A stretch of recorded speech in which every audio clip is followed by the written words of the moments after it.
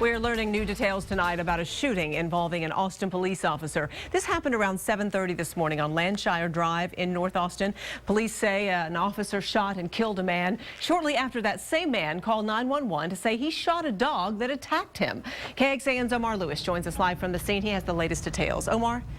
Good evening. Police have been out here all day interviewing witnesses and gathering clues. Now, they also just released the name of the man who was shot and killed here today. He's been identified as 70-year-old John Schaefer. Tonight, we're finding out those details about the moments that led up to his death.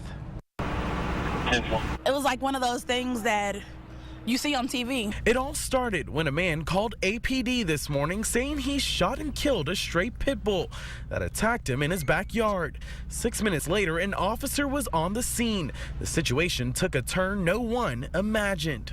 The complainant stated to the dispatcher that he was not going to put his firearms away and indicated a refusal to do so.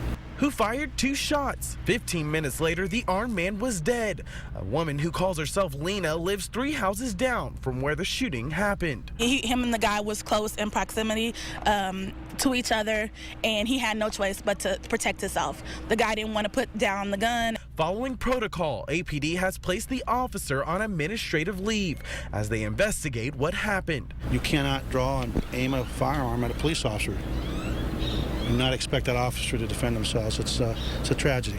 It's a tragedy that has Lena second-guessing her decision to move into this neighborhood just 2 weeks ago, and she can't shake the horrible images from this morning. That officer didn't wake up saying, okay, at 7:30, I'm gonna have to do this to somebody over a dog. I mean, it was just all around sad.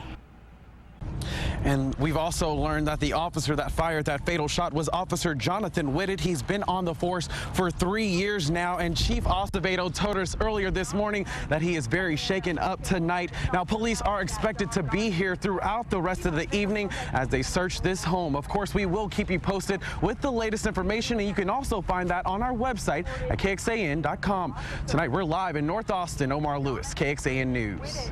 Well, we found it's relatively rare for an Austin police officer to fire a gun when responding to a call. The last time was back in January when officers exchanged fire with an armed robbery suspect in East Austin. Neither the suspect nor the officers were hit, but one officer was wounded by shrapnel in that shootout.